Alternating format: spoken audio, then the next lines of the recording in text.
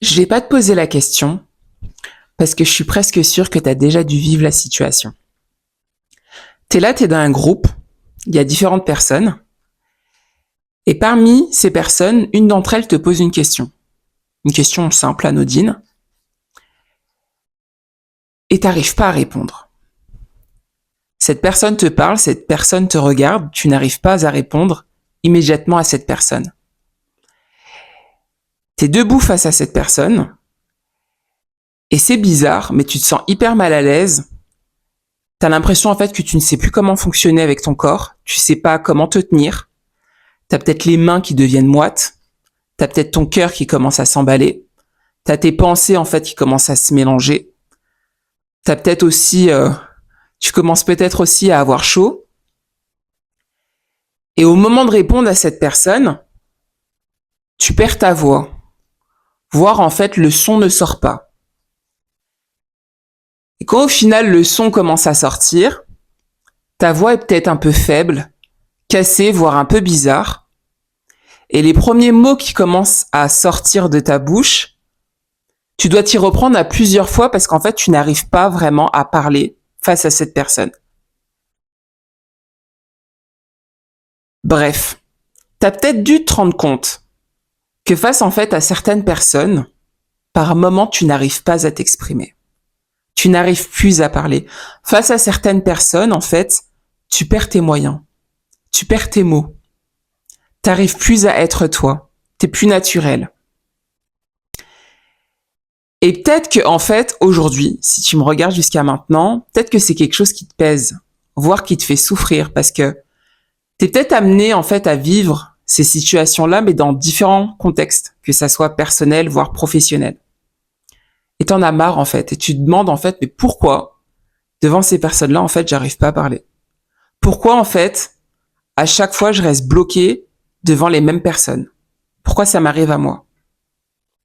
Si ça te parle, eh ben, écoute, cette vidéo, elle est pour toi. Reste jusqu'à la fin, parce que je compte te partager, en fait, aujourd'hui, les raisons qui peuvent expliquer pourquoi, très souvent, les personnes discrètes, vous avez du mal, en fait, à vous exprimer face à certaines personnes. Et je vais aussi donc te partager quelques clés pour justement commencer à le faire, commencer à t'affirmer face à ces personnes où indirectement tu perds tes moyens. Avant de rentrer dans le vif du sujet, donc si tu ne me connais pas, bienvenue à toi, bonjour. Moi c'est Stéphanie, je suis coach et j'aide donc les personnes qui sont discrètes à développer leur confiance en elles et à s'affirmer sans pour autant changer leur personnalité discrète. Et sur ma chaîne YouTube, c'est pareil, je crée du contenu uniquement pour les personnes qui sont discrètes. Donc pour être un peu plus spécifique, j'aide les personnes qui sont timides, qui sont introverties, qui sont trop réservées, en tout cas pour l'extérieur. Et peut-être que c'est aussi ta pensée à toi. Donc je crée du contenu pour les personnes qui sont donc discrètes. Et voilà. Et voilà, donc si tu te reconnais là-dedans, si déjà là ce que je viens de te partager te parle, eh ben écoute, n'hésite pas à t'abonner, à cocher sur la petite cloche pour être informé de l'apparition des prochaines vidéos. Et si cette vidéo te plaît, à la fin de celle-ci, ben n'hésite pas à t'abonner également. On va rentrer dans le vif du sujet. Alors, je prends note de mes petites notes. Aujourd'hui, en fait, à travers cette vidéo, je l'ai pensé en fait en trois parties. On va voir trois choses plus précisément. La première partie de cette vidéo, en fait, c'est que je compte te partager comment sont les personnes auprès de qui tu perds tes moyens. Dans la deuxième partie, je vais plutôt te parler de justement pourquoi tu perds tes moyens. Et dans la troisième partie, donc c'est plutôt les clés, donc comment t'exprimer face à ces personnes. Comment sont ces personnes? Alors maintenant, en fait, je vais te partager les différentes caractéristiques des personnes qui indirectement donc te font perdre tes moyens. Avant de te partager ces caractéristiques, je tiens à te préciser quelque chose, c'est que je vais parler de ce que peut-être tu vois, tu ressens de l'extérieur chez ces personnes. Je le précise parce qu'en soi, tu connais pas forcément les personnes qui te mettent mal à l'aise pour t'exprimer, et c'est des choses peut-être que tu ressens, tu perçois de l'extérieur, mais pour autant, tu ne le sais pas vraiment en fait. Ça, pour moi, c'était important que je le précise. La première caractéristique chez cette personne, pour toi, cette personne, en fait, elle te semble peut-être confiante. C'est une personne où tu as l'impression que elle agit facilement. Elle se pose pas du tout de questions, elle se pose pas mille et une questions quand elle doit faire quelque chose. Elle est assez à l'aise pour faire les choses. C'est une personne qui, pour toi, tu as l'impression, elle n'est pas impactée par le regard des autres. Elle n'a aucune gêne par rapport à ce que les autres peuvent penser d'elle, etc. Quand elle doit faire quelque chose, en fait, elle fait la chose. La deuxième caractéristique, c'est que peut-être pour toi, cette personne, elle semble s'exprimer facilement. Tu as l'impression, en fait, que cette personne, elle a la tchatche facile. Elle parle comme ça facilement avec les autres. Elle a toujours, en fait, une facilité aussi à partager peut-être ses opinions. C'est une personne qui, des fois, voilà, elle est tellement dans la conversation, peut couper la parole, mais d'une manière aussi assez naturelle, etc. Et pour toi, cette personne, en fait, elle est hyper à l'aise dans ses interactions sociales. C'est une personne qui, voilà, quand elle est dans un groupe, elle a pas peur d'être en groupe, elle a pas peur de s'exprimer, elle prend facilement la parole.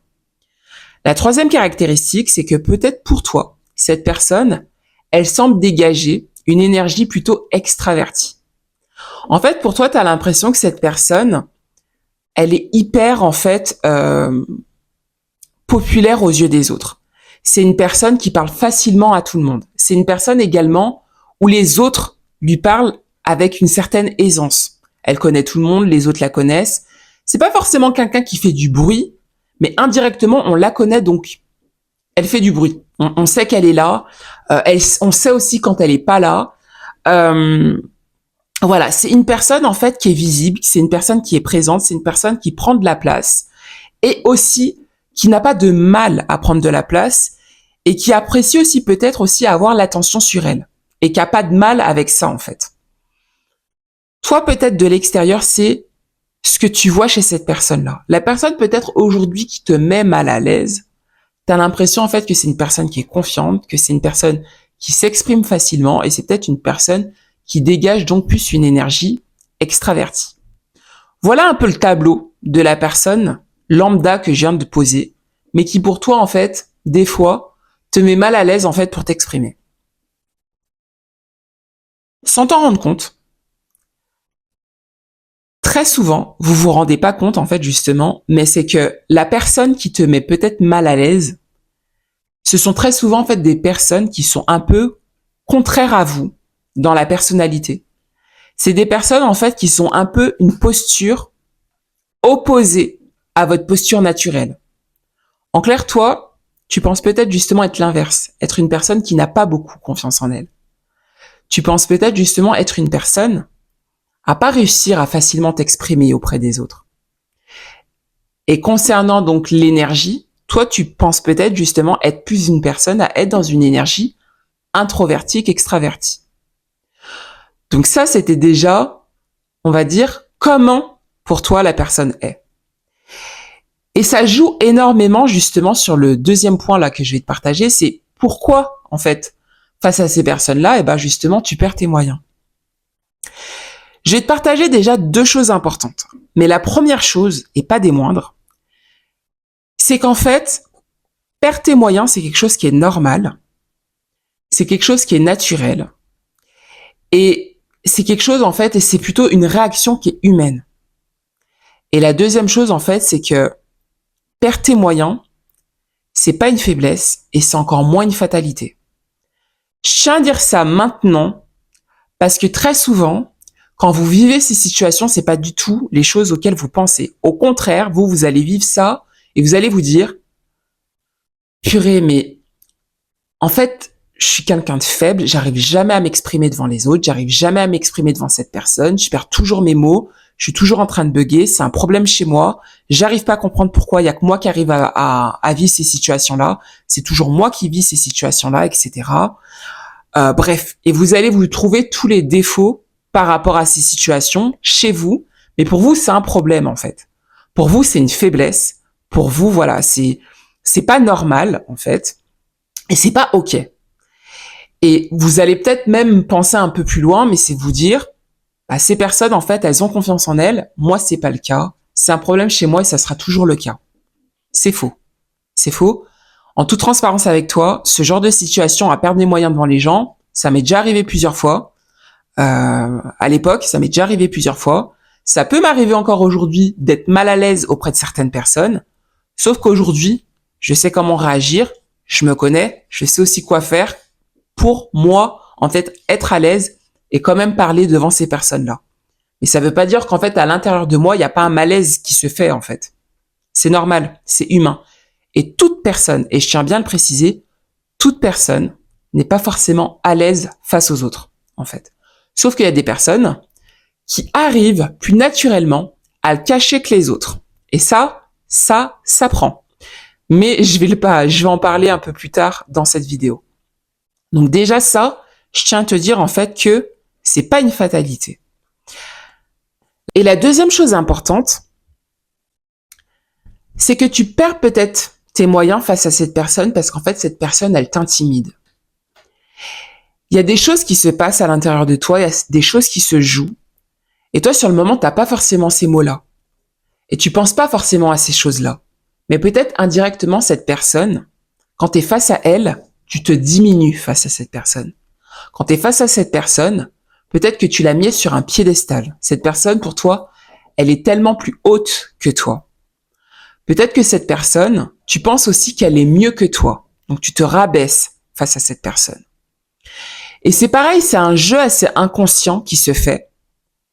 Mais très souvent, en fait, ces personnes, c'est que pour toi, et peut-être que sur le moment, tu penses pas à ça, mais en fait, elles représentent une version de toi que tu n'es pas, que tu ne t'autorises pas à être, et tu penses aussi ne pas pouvoir être un jour. De ce fait, quand ces personnes te parlent, elles te mettent mal à l'aise. Elles te mettent mal à l'aise. Mais c'est parce que c'est une version que toi, tu aurais voulu être. Mais comme tu n'es pas cette personne-là aujourd'hui pour toi, cette personne, tu la vois tellement plus que toi, tu n'arrives pas à être à son égal. Donc quand elle te parle, toi, tu n'arrives pas à parler. Tu n'arrives pas à t'exprimer. Et tu as peut-être différentes pensées dans ta tête qui s'expriment, qui prennent leur place. Par exemple, comment je peux parler face à ces personnes parce qu'elle, elle a confiance en elle, mais pas moi. Qu'est-ce que je vais dire à cette personne parce qu'elle, elle a toujours des choses intéressantes à dire. Moi, je sais pas quoi dire. Moi, je suis pas à la hauteur face à cette personne. J'ai pas envie qu'elle me juge ou qu'elle pense certaines choses de moi, etc., etc. En fait, peut-être que sur le moment, toi, tu penses pas à tout ça, hein, mais inconsciemment, il y a tout un jeu derrière qui se joue à l'intérieur de toi. Et c'est ces choses-là qui font que, en fait, tu perds tes moyens. Maintenant, si c'est problématique pour toi, en fait, et t'aimerais arrêter ça, je vais maintenant te partager, en fait, quelques clés pour commencer, en fait, à t'affirmer face à ces personnes. Comme je l'ai dit juste avant, c'est pas une fatalité, en fait, par moment de perdre ses moyens. Je l'ai dit, ça m'est déjà arrivé. Et si là, je te parle aujourd'hui à travers cette vidéo, sachant que j'ai déjà fait des prises de parole en public, j'ai déjà parlé dans certains événements, etc., c'est que c'est pas une fatalité. Je suis là devant toi, je te parle, on peut s'en remettre. Et au contraire, on apprend des fois encore plus des choses qui nous ont mis mal à l'aise. Mais il faut que toi-même tu te dises, qu'est-ce que je fais en fait de cette situation qui m'a mis mal à l'aise? J'en ressors quoi en fait? Première clé que je te partage. C'est une de mes clés en fait que j'aime énormément partager. Auto-questionne-toi. En fait, demande-toi sincèrement pourquoi face à cette personne, je perds mes moyens. Et quand tu t'es posé la question, demande-toi encore pourquoi. Je m'explique quand je te dis ça. Par exemple, je vais donner le prénom lambda Magali. T'es pas à l'aise devant Magali quand elle te parle. Pourquoi je perds mes moyens face à Magali? Et là, ta réponse est peut-être j'ai peur. En fait, j'ai peur de parler à Magali, en fait? Ta deuxième question sera donc, pourquoi j'ai peur de parler à Magali? Et en fait, je t'invite à faire ça à chaque fois.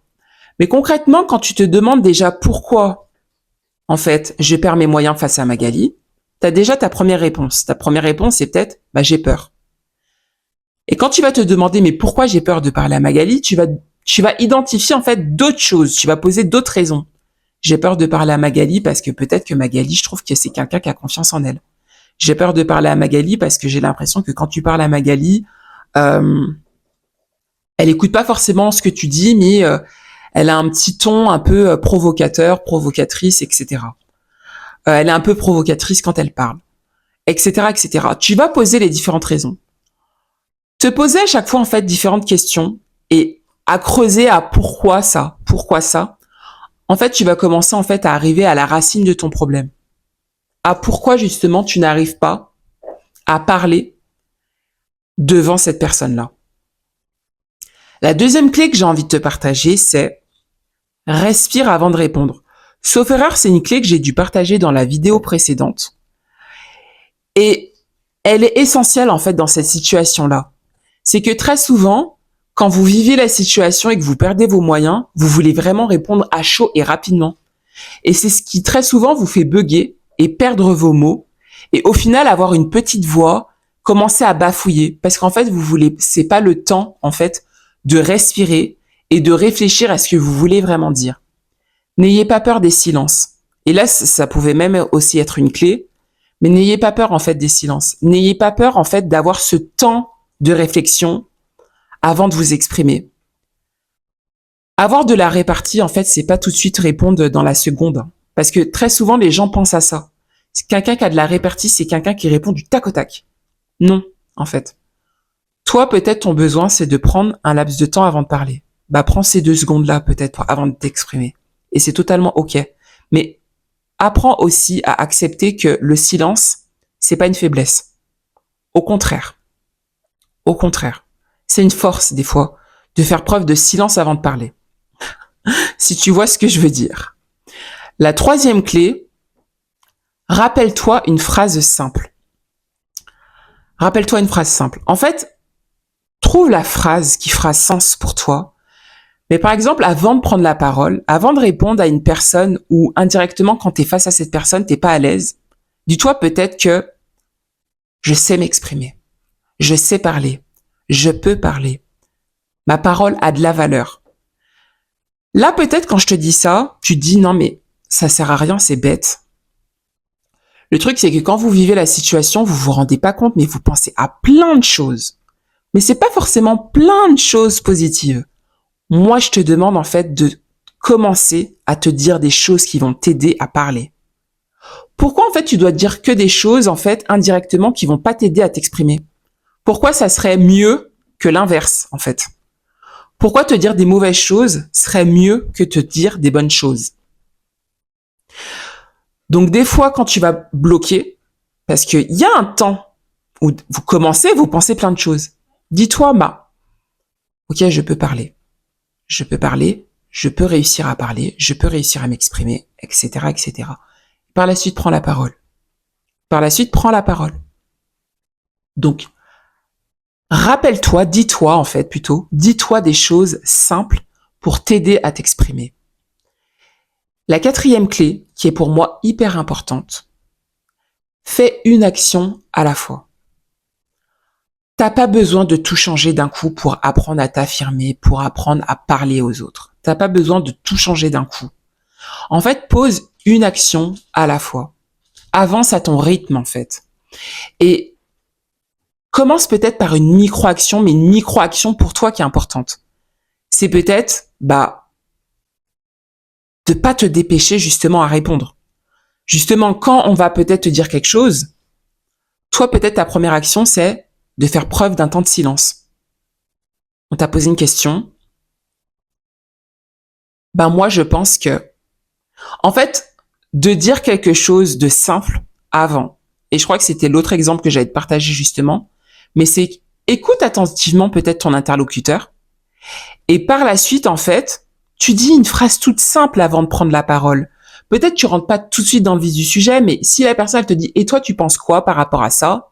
Tu respires et là, tu dis « Bah, moi, je pense que… » ou « Je suis pas forcément d'accord avec… » Trouve en fait différentes choses qui peuvent indirectement te permettre de faire des introductions avant que tu parles, pour t'aider en fait à lancer ton discours en fait. Donc voilà les différentes clés que je voulais te partager. Et avant de terminer cette vidéo, ce que je voulais te dire, c'est que perdre tes moyens, donc c'est pas une fatalité. C'est normal par moment de perdre ses moyens et c'est ok, c'est humain, c'est naturel. Et en fait, c'est juste un signal de ton corps pour te faire comprendre que là, dans ce contexte, face peut-être à cette personne, tu n'es pas à l'aise. Et c'est ok, c'est pas un problème.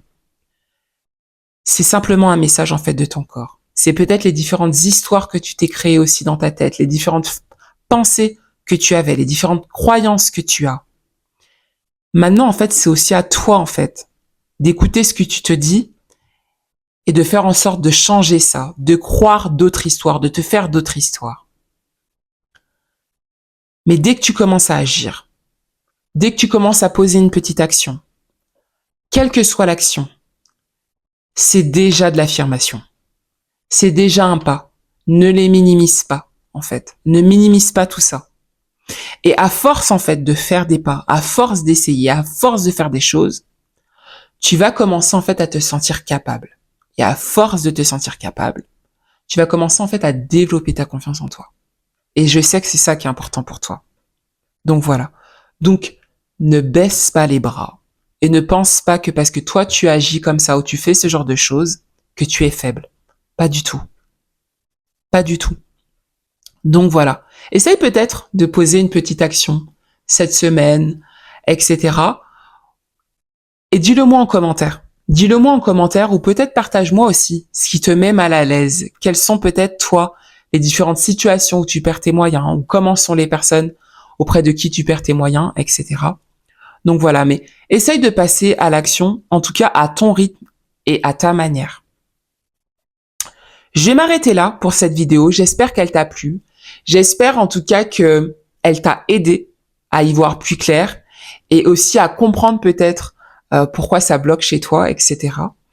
Et si elle t'a plu, donc n'hésite pas à la liker, n'hésite pas à la partager si tu sais également qu'elle peut aider quelqu'un. N'hésite pas à t'abonner si la vidéo t'a plu et à cocher donc la petite cloche pour être informé de l'apparition des prochaines vidéos.